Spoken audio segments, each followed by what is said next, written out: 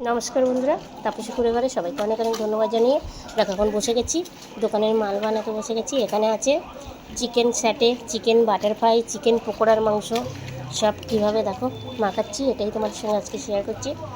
এখানে দিয়েছি আমি রসুন বাটা, কাঁচা লঙ্কা বাটা, গোলমরিচ গুঁড়ো দিয়ে ভালো করে চিকেন মশলা দিয়ে বেশ করে এটা মাংসটাকে মেখে রেখে দেবো চিকেন। আর এগুলো দেখো চিকেন বাটারফ্লাই আছে, বাটারফ্লাইগুলো সব এক এক করে আলাদা করে নেব। চিকেন ফ্রাই, চিকেন বাটারফ্লাই সব মশলা দেওয়া হয়ে গেছে আর পরিমাণ মতো লবণ দিয়ে দিয়েছি। এখন 15 মিনিট এরকম মশলা মাখিয়ে রেখে দেবো। দেখো পুরো আলাদা না করলে আমি পকোড়াটা বানাতে পারবো না। আর এই যে শার্টের মাংসগুলো দেখো, এই দেখো ছোটো ছোটো করে কেটে নিয়েছি। প্রত্যেকটা মাংসগুলো এরকম বেছে বেছে আলাদা করে নেব, তবে আমার পকোড়াটা বানাতে সুবিধা হবে।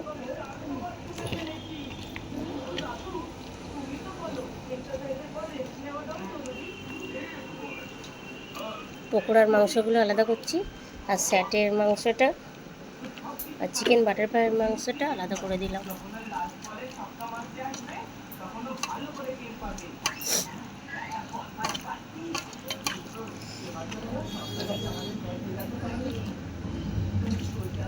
আর এখানে আমি কেটে নিয়েছি ক্যাপসিকাম, পেঁয়াজ কুচি, একটা গোটা ডিম, বেসন, কর্নফ্লাওয়ার পাউডার সব রেডি করে নিয়েছি। দেখো আমি কিভাবে আজকে মশলাগুলো দিয়ে কিভাবে কতটা পরিমাণ দিয়ে মাখাই সেটাই তোমাদের সঙ্গে আজকে শেয়ার করব। এগুলো হচ্ছে সব চিকেন পকোড়ার মাংস। এই দেখো দেখেছো, চিকেন পকোড়ার মাংস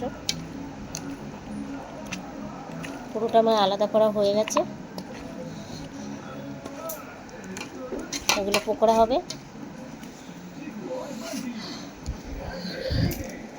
পকোড়ার ভিতরে দিয়ে দিলাম পেঁয়াজ কুচি,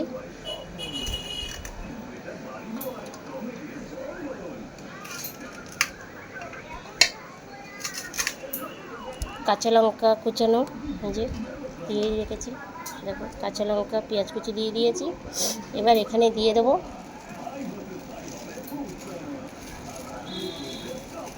বেসন। দেখো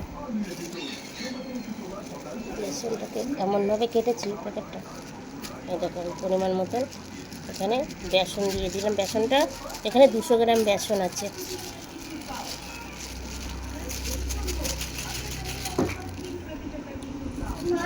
হ্যাঁ, আর এটা হচ্ছে কর্নফ্লাওয়ার পাউডারটা দিয়ে দিলাম।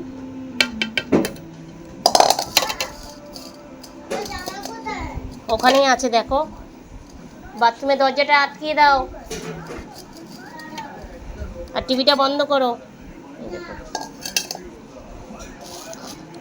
আর এই যে একটা গোটা ডিমটাকে আমি ফাটিয়ে এখানে এখন দিয়ে দেবো।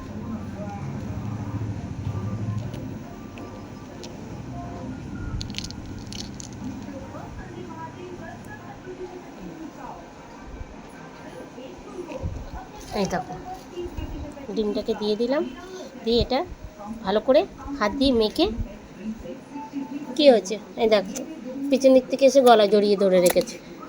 সরো, আমি এখন কাজ করছি তো, দিয়া চলে এসছে। এরকম করে মেখে রেখে দেবো 15 মিনিট।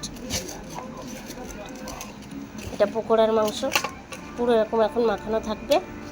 পরে আমি এটাকে একটু যখন নরম হয়ে যাবে তখন এটাকে রেডি করব। আর এখানে দেখো পুরো রেডি হয়ে গেছে। আর যে যেখান থেকে আমার এই ভিডিওটা দেখছো সবাইকে বলবো অসংখ্য ধন্যবাদ। আর ভালো লাগলে শেয়ার করো, লাইক করো, কমেন্ট করো, সাবস্ক্রাইব করে দিও।